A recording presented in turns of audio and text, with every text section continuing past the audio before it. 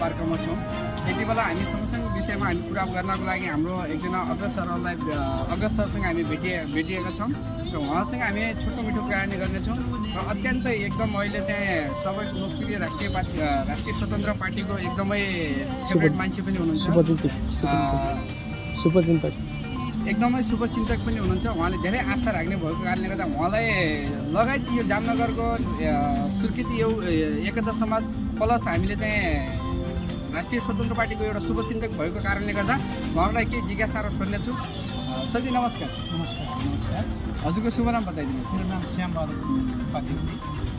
सरजी जो अहिले तपाईँ कति वर्षदेखि हुनुहुन्छ यता? म जामनगरमा अहिले 25 वर्षदेखि म जामनगरमा अनि जो अब आउँदै गरेको जो राष्ट्रिय स्वतन्त्र पार्टी जो अहिले 84को निर्वाचनलाई तपाईँले कसरी हेर्नुभएको छ?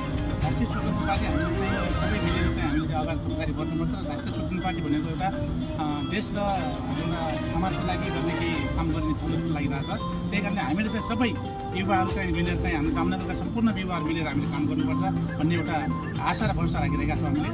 र हामीले आशा पनि केटाहरूलाई चाहिँ हामीले युवाहरूलाई देखाउनेछौँ भन्ने म धारणा लिएको छु।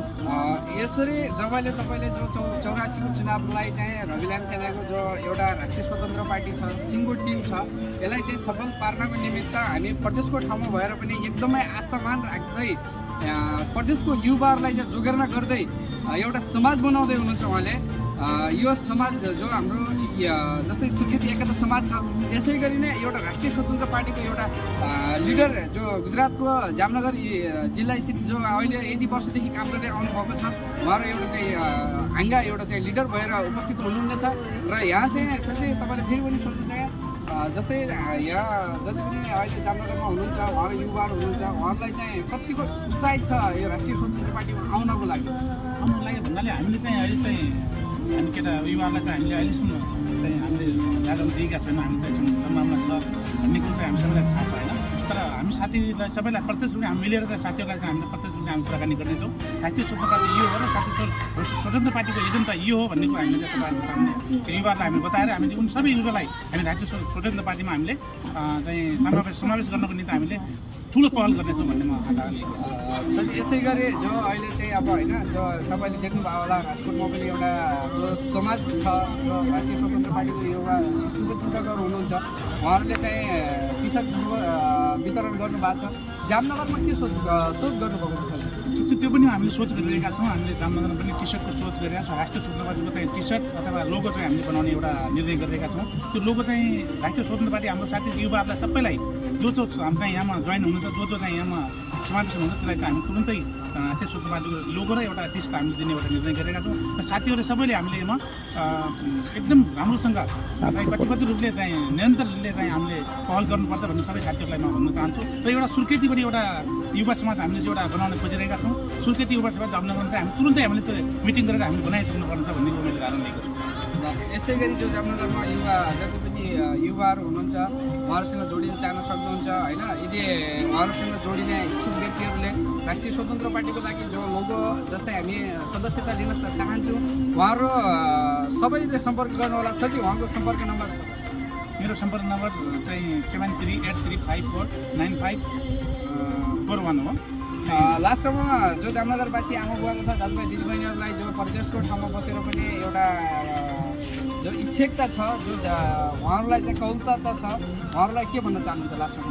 म चाहिँ उहाँहरूलाई धन्यवाद दिन चाहन्छु र सबै युवा समाज अथवा दाजुभाइ दिदीबहिनीहरूलाई प्रवासमा हुनुभएका सम्पूर्ण दाजुभाइ दिदीबहिनीलाई म के भन्न चाहन्छु भन्दा हामीले हाम्रो देश नेपालमा भएको जो गतिविधि देखिरहेका छौँ त्यो गतिविधिलाई चाहिँ हामीले चाहिँ राम्रोसँग गराउनु पर्छ र अगाडि बढाउनु पर्नेछ। त्यो गतिविधिलाई चाहिँ हामीले सबै नियन्त्रण राखेर सबैले चाहिँ हामीले एउटा जिज्ञासाले चाहिँ भएका जो नेपालमा भएका जो हाम्रो देशमा भएका गतिविधि कोर गतिविधि छन् त्यसलाई चाहिँ हटाएर हामीले चाहिँ के गर्नुपर्छ भन्ने हामी प्रवासीले पनि गर्न सक्छौँ भन्ने एउटा धारणा लिएका छौँ हामीले।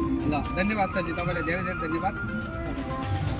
यति बेला यसै गरी हामी जामनगर जिल्लामा छौँ होइन। जामनगर जिल्लाको तलाउ पार्क तपाईँ त्यहाँ तलाउ पार्क छौँ। आज 24/3/2025मा हामी अहिले चाहिँ आज भिजिङ गर्दैछौँ। यति बेला हामी जामनगर जिल्ला तलाउ पार्कमा हामी यति बेला उहाँ सरसँग श्याम सरसँग हामीले धेरै कुराकानी गर्नेछौँ। नेक्स्ट टाइम अझ भिडियो बनाउनेछौँ, तपाईँलाई उहाँको जिज्ञासाहरू धेरै राख्नेछौँ।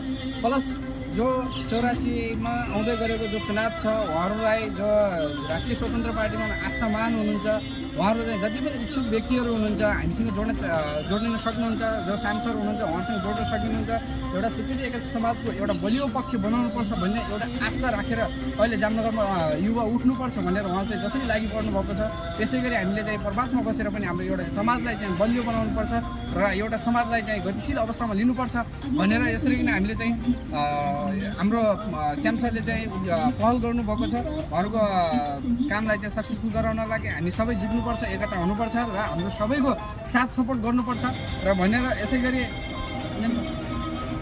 यसै गरी हाम्रो हामीसँग जोडिनु भएको छ हामी अहिले चाहिँ यति तलाब पार्कमै छौँ जामनगर तलाब पार्कमै छौँ यसै गरी हामीसँग जोडिनु भएको छ सरजी नमस्कार नमस्कार हजुरको शुभ नाम बताइदिनुहोस् मेरो परम सोलु के देख्नु भएको छ प्रदेशको ठाउँमा बसेर पनि राजनीति गर्नुपर्छ भन्ने एउटा आस्थामान राख्नुपर्छ हामीले चाहिँ जसरी भए पनि हामी चाहिँ एउटा प्रदेशको ठाउँमा बस्ने मान्छेले गर्नुहुन्न भन्ने यो धारणालाई चाहिँ कसरी लिनुभएको छ तपाईँले यो धारणा हामीले चाहिँ अब जति पनि हाम्रो पहिलाको जति पार्टीको जति एउटा मिठाईबाट हामी नेपाली युवा समाज सबै साथीहरू र हाम्रो प्रदेशमा आएको साथीहरू सबै भएर एउटा राष्ट्रिय स्वतन्त्र पार्टी बनाऊ र हामीले स्वतन्त्र पार्टी चाहिँ गर्छ भन्ने हाम्रो आशा छ र पहिलो कुरो के छ भने चाहिँ हामी त प्रदेशमा आएर दुःख गरेका छौँ तर हामीभन्दा पछाडि युवाहरू दुःख नगरौँ र देशमै केही बनोस् भनेर हामीले राष्ट्रिय स्वतन्त्र पार्टीमा हामीले प्रवेश गरेका छौँ हजुरले कार्ड पनि बनाइसक्नुभयो राष्ट्रिय स्वतन्त्र पार्टीको राष्ट्रिय स्वतन्त्र पार्टी कार्ड बनाइसकेको यो जामनगरमा प्रवासमा बसेर